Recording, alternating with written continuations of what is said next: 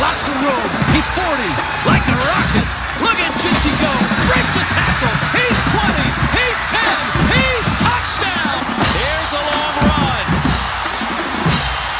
Oklahoma State gonna do it again, and guess who?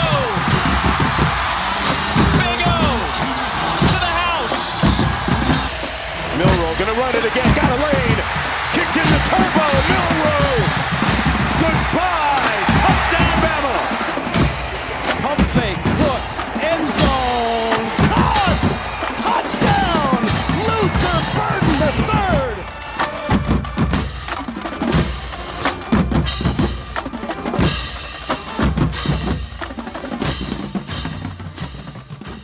This is the CFF Site's Week 3 show. My name is Joe DeSalvo, the voice of the CFF Site, and Week 3 already in the books. Week 4 is here, and after this week, it's hard to believe the season's going to be more than 1/3 of the way home. And what that means after this week is that all of us, halfway to the season being halfway over, and a good time to revisit a conversation that I have every year, because look, here's the thing, whether you're talking injuries, whether you're talking about underperforming players at this particular point, we're getting close to coming out of the non-conference portion of most teams' schedules. Look, there are some conference games that have been sprinkled in here and there, but for the most part, across the country, we are about to get into the heart of conference play. And for many of you guys in full FBS formats, what that means is you're finding a way to survive and get into conference play where you start benefiting from some of these G5 players that are in Conference USA, in AAC, in the MAC, in the Sun Belt. Some of those teams with really tough non-conference schedules. And it's all about surviving and get into the heart of that conference schedule. Some of you guys have players that, quite honestly, let's just be honest, we're taking it on the chin with some of these players. I mean, when you look at players like Kaidon Salter, I would even throw Ollie Gordon II in that conversation right now. I mean, who would have thought that if we had a redraft after 3 weeks of the season, that players like San Jose State wide receiver Nick Nash would be one of the first players selected in a draft. But, that's the unpredictability of college fantasy football. Not that we didn't have Nash projected as San Jose State wide receiver 1, but to be wide receiver 1 in the nation is another story. And then you've got some other players out there that are just underperforming. We're going to get into those. Look, I'm going to call it as it is. If it's a hard hold, I'm going to tell you. If it's a hard drop and move on, we have to.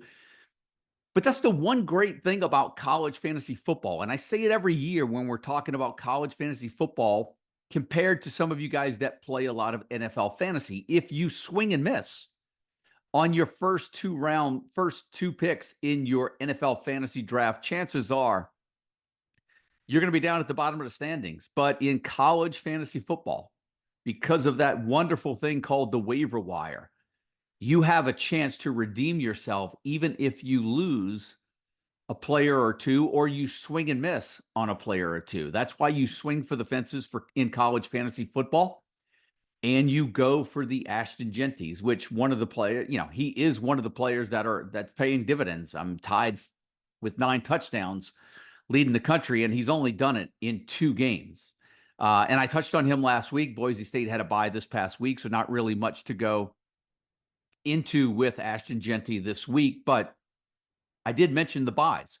The one thing different this year compared to most other seasons in the recent past, is that we're getting 2 bye weeks this year. And what that means is you're looking at anywhere from 15 to 20 teams on a bye in most weeks between this past week all the way up until week 12. So your depth is really going to be tested, and it's hard to sit on players longer because now not only are you fighting injury, but you're also fighting against bye weeks now. And so it is making it incredibly important that you have players on your roster that are going to be productive, because Your rosters have to be deeper this year than they have been in years past because of the bye weeks. Simple, but not always easy. So let's get into week 3. And just as a reminder, the waiver wire report is up on the website, and all of your content that's going to be coming this year, coming every week. The projections are going to be hitting late Wednesday, early Thursday. Mike's going to have his full DFS write-ups. He's absolutely crushing it right now in the prop section. So if you're not on Discord, get in there if you're an All-American or a Heisman member.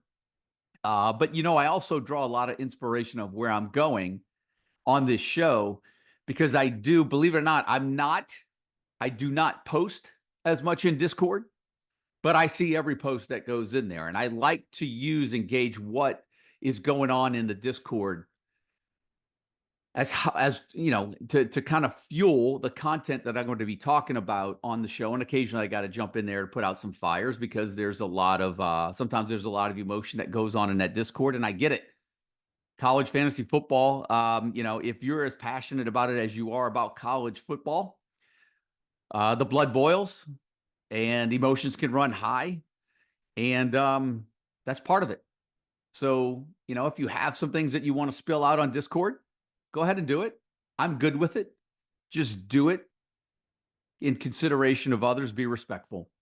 But let's get into it. Week 3, and, I'm just going to kind of go in chronological order of the games. I'm not going to touch on every game, but where I feel like I need to pause, I'm going to certainly do so. And so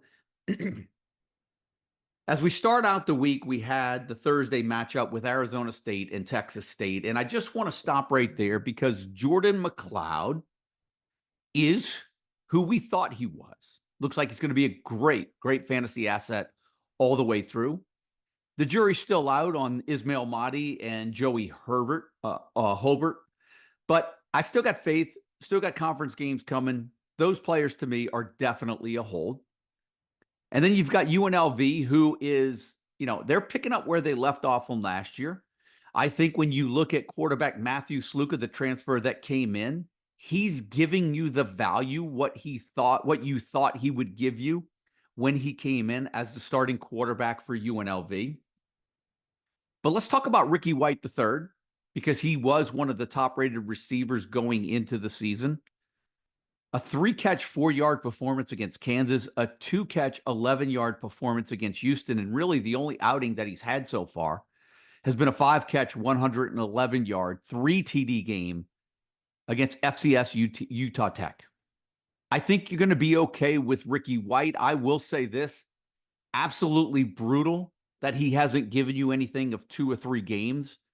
I would, because Houston was one of my best bets this past weekend, I would say I think Houston's a little bit better than what we thought, at least from a defensive standpoint.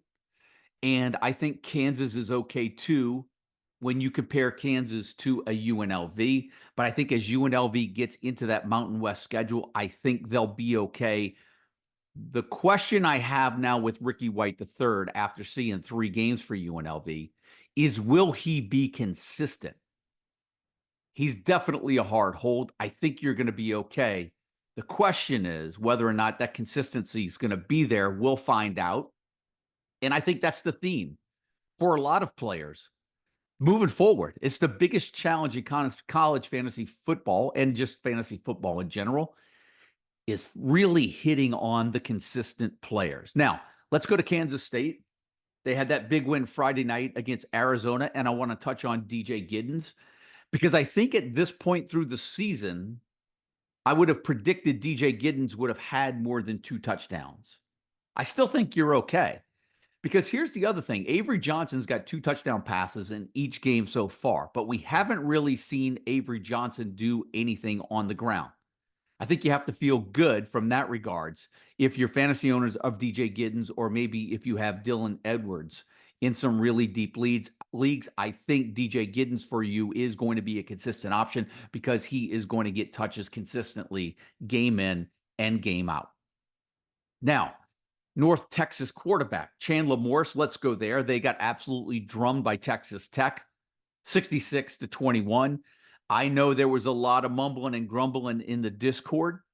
I think you have to take what you can get with Chandler Morris. It's a great system, Eric Morris's system. You have to remember he did throw 3 touchdown passes in the first game, 4 touchdowns in the second game. I get it. He has thrown 6 touchdowns and 6 interceptions. He's thrown 6 interceptions in the last 2 games. So 6 TDs with 6 interceptions. It is a high volume passing game. You're going to have to live with the turnovers in that game. But I think moving forward, I think you're okay with Chandler Morris because he's going to be a high volume guy. You just have to be okay living with some turnovers in that offense. And another thing too, DT Sheffield had double-digit targets the first 2 weeks of the season. And I was on the show last week saying, if I had a receiver right now, he'd be the guy that I would target. 0 catches, 0 targets in week 3 against Texas Tech. How do you explain that? You can't. There's just some that you're absolutely, I mentioned this when I'm giving some start bench advice actually in the Discord as well. And sometimes you're going to see it in my rankings as well, because I feel like when I put the top 25, which has kind of been so-so up through 3 weeks, anyway, there has to be some level of confidence in ranking a player inside the top 25 as well. And I'm going to get to a point in case a little bit later in the show. But you have to worry about long-term consistency with some of these players. And just because you see it for 1 to 2 weeks doesn't mean it's going to carry into 3 and 4. Matter of fact, I'll just mention it now because Dante Dowdell is one of those guys I was going to mention. I got a question on him in Discord this past week. Great matchup against Northern Iowa, coming off of a 2-touchdown performance against Colorado. How does he not get the rock in that matchup against Northern Iowa? Well, they spread it around again. So you have to be careful jumping on those 1 week guys because you don't know what you're going to get week in and week out. And, if you started him this past week against Northern Iowa, you didn't get as much as you got in that matchup against Colorado. So you do have to be careful and sometimes err on the side of caution and go with the safer play. And I said this in Discord and I wrote about it for all of you guys that didn't get a chance to jump in there. But, when Mike and I get some questions about whether to start player A or player B, for me, it's not as easy as comparing one player to another player. Each player has a floor and a ceiling based on the matchup that they're in. Each player I would play depending on what does the rest of your roster look like? Who is the opponent that you're playing? Do I need to be aggressive with the play? Or is this a guy that maybe you're considering for a second flex option and you need to play it safe and you're just looking for the high floor? Start bench advice is not as easy as you think because those are all the things I take into consideration when I'm making choices of my own. So if you're just wondering who's going to have the better week, given the unpredictability of college fantasy football, it's not as easy to say player A versus player B. There's margins of error that you have to figure in, confidence level, matchups, weather. There's a lot of things to consider. And I think now, more so than ever, you have to really be cautious as we're seeing with Texas right now, because Texas, they're going to be in the playoffs, most likely. They're going to have to play a lot of games. And what that means is rosters like Ohio State and Georgia and Texas, they're going to have to be healthy at the end of the year. And right now, and I'll get into this point right now, and I'm not even to the Texas game, but Jaydon Blue, I get it. Absolute frustration if you're a fantasy owner of Jaydon Blue. And guess what? I don't think you can expect him to play this week. I would not be planning to start Jaydon Blue this week because Texas basically has another preseason game. They're playing Louisiana Monroe before they start getting into SEC games. And I know what you're saying. I'm not getting anything out of Jaydon Blue. It's okay. Use your depth right now. Hold Jaydon Blue. You saw what he did against Michigan as a receiver out of the backfield. He is a very big part of that offense and will be a very important cog in that offense as long as he stays healthy. It's a hold on Jaydon Blue. Use your depth to get you through. And I think you're going to be quite happy when Texas gets past Louisiana Monroe, Jaydon Blue's healthy, and they get into conference play. Let's go to Illinois, where Kaden Feagin right now, he has scored a touchdown in all 3 games this year for the Illini. But I have to say, I do have my concerns with him. 10 attempts, 25 yards against Central Michigan, 16 for 40 against Kansas. He did have the 16 for 108 against Eastern Illinois, but it was Eastern Illinois. There's not going to be any other Eastern Illinois on the Illinois schedule, right? So I do think that there is really cause for concern with Illinois running back Kaden Feagin moving forward. It doesn't look like he's going to get that high volume, high production unless Illinois can flip the switch on that running game. Let's go to Memphis with Rock Taylor, projected as Memphis's top wide receiver. A long way to go. He'll probably get there. But as of right now, through 3 games, 2 catches, 50 yards against Florida State, 4 catches, 27 yards against Troy.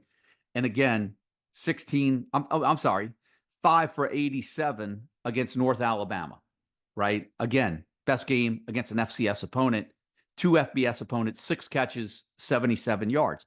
Not seeing anything from Rock Taylor. But then again, you look at Seth Hennigan.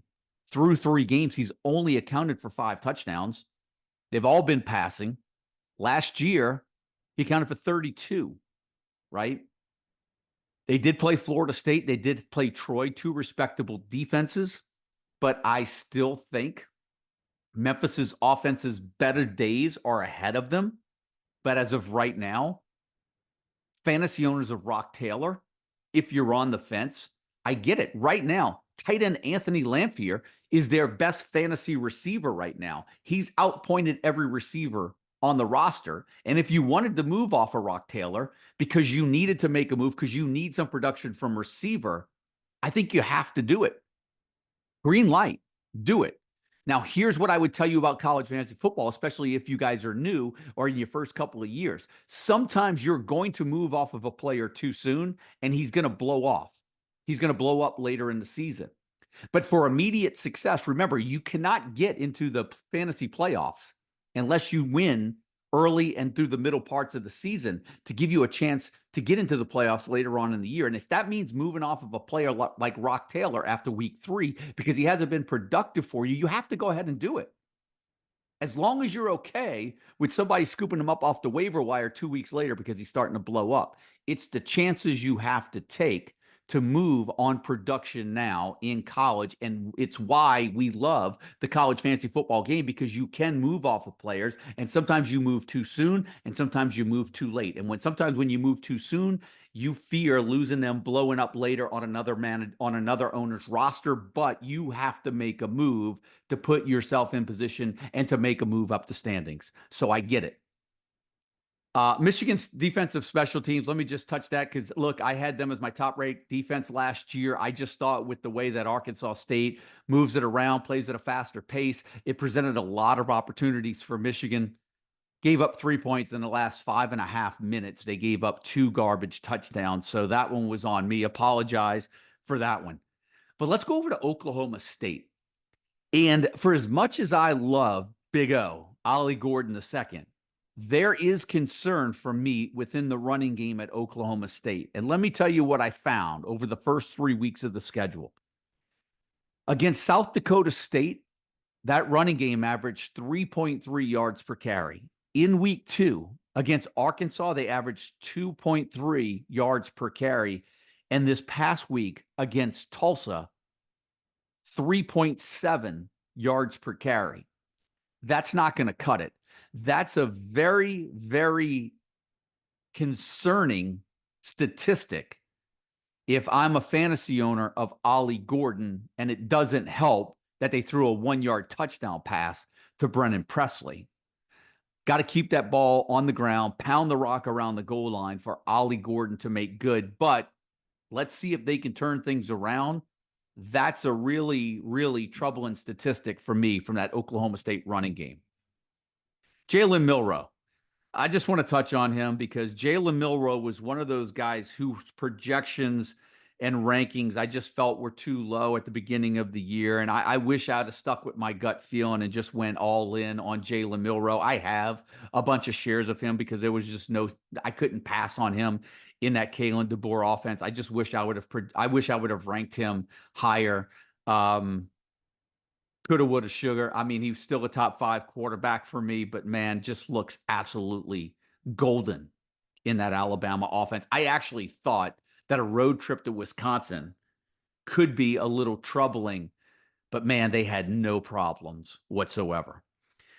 Washington State, let's touch on that a little bit because we're seeing Josh Meredith come back for you guys that held on to him, which is really an encouraging sign. I know there was some talk in the Discord about John Mateer being a good enough passer to really hold on to that job. And quite honestly, that game against Washington and the game coming up against Boise, I almost feel like it's Mateer's job from here. I mean, that win over Washington, I mean, look, they're off to a good start to me.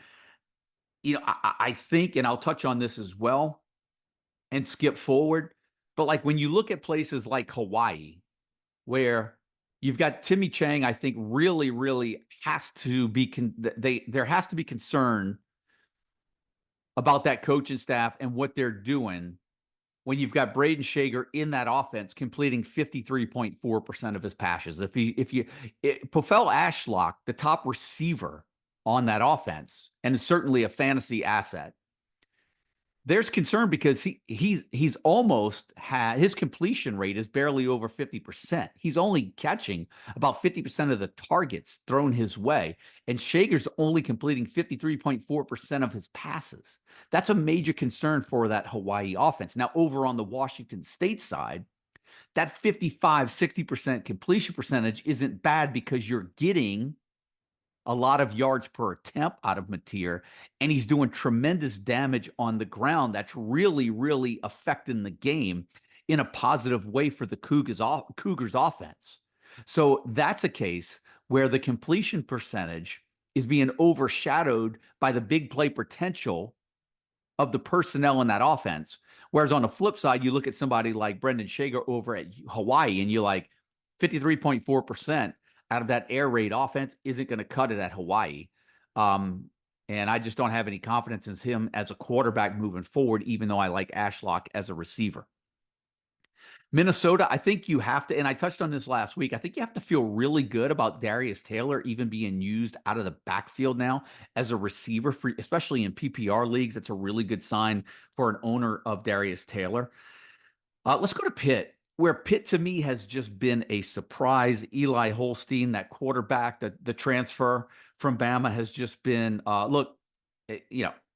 his numbers were okay last week, and then Pitt just turns it on in the last 3 or 4 minutes and just absolutely steals that game from West Virginia a week after they took one from Cincinnati at the end.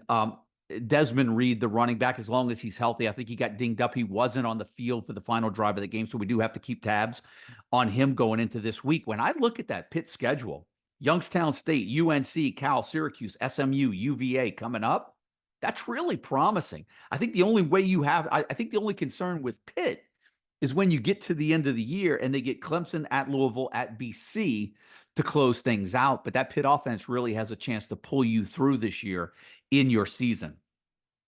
Let's go over to Tulane. Mekhi Hughes has done as good of a job, if not better, than some guys that you've probably started. And he's gone back-to-back against Kansas State and Oklahoma. 19 for 71 against Oklahoma with a receiving touchdown, 21 for 128 and 1 against Kansas State. Again, I was super high on Mekhi Hughes, moved him up in my rankings at the beginning of the year. I think near the top 10. I feel really good about him going into conference play.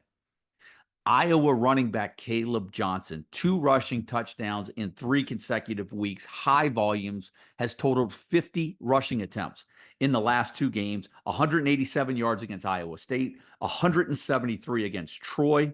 I will caution, temper expectations. I think long-term benefit, you're going to be okay. Next 3 weeks at Minnesota, bye at Ohio State. I would still start him right now. He's going to get volume in that offense. I just wouldn't expect those numbers.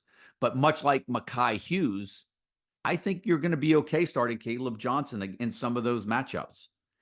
Miami offense. Let's talk about Damien Martinez. I saw some questions or some concerns or comments about him in the Discord this week. Should we be concerned? I don't think so. You know, in that opener against Florida, he had 15 rushing attempts. He only finished with 65 yards, but he got 15 rushing attempts, okay? The game against Florida A&M, 11 carries, 91 yards, and a touchdown. I don't know how much more you can expect from in a matchup against Florida A&M. They won 56-9. 3 carries, 3 yards against Ball State. They won that game 62-0. I think as Miami gets into conference play and you see these games tightening up, I expect to see his touches closer to where it was in the Florida game than anywhere else. Because look, when it's 62-0, and of course, look, they're gonna make Cam Ward look good too. Everybody's a Heisman candidate at this time of the year. That's really popping off. It only takes a couple of losses to bring people back to reality. Play calling, changing up a little bit. But let's see how that plays out. But Damien Martinez, I think you're fine. Now, Liberty quarterback Kaidon Salter, that's a different story. Through 3 games, he's got 3 passing TDs. This is a quarterback that threw 31 touchdowns and ran for 12 touchdowns last year, combined for 43 touchdowns. And he's only got 3 passing TDs through 3 games. That's a huge concern. Huge concern. Now, I mentioned the schedule is fine for Liberty. But you had running back Quentin Cooley go off in the first 2 games. He got injured this past week. Looks like he's going to be out for a while. And Billy Lucas steps in, 21 carries, 104 yards, and 3 touchdowns. Until defenses start taking away the running back from Liberty, Kaidon Salter's not going to be a tremendous fantasy asset for you. But I expect things to change.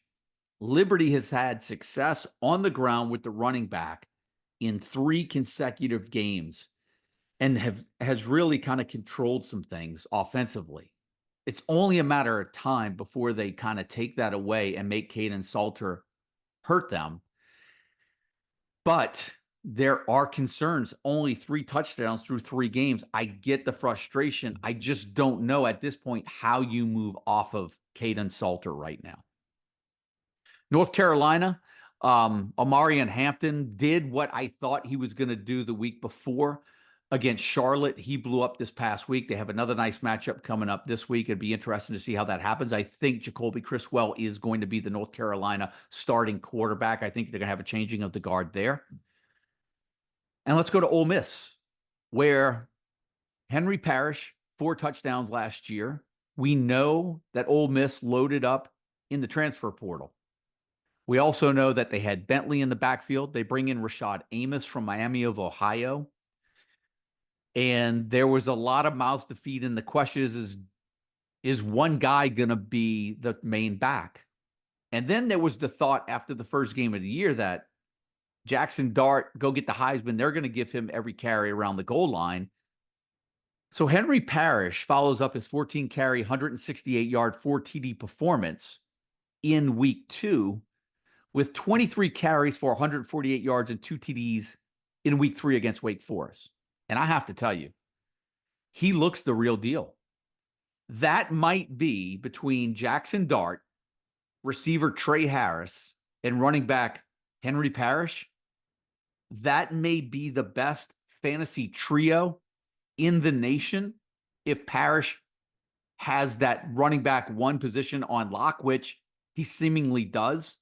That seems like to me the best fantasy trio in the nation right now. And for all you guys that went out on the waiver wire and took that chance on Henry Parrish, I think you got a gem right there, because that offense is going to keep rolling. I don't see Ole Miss's offense hitting too many stumbling blocks this year.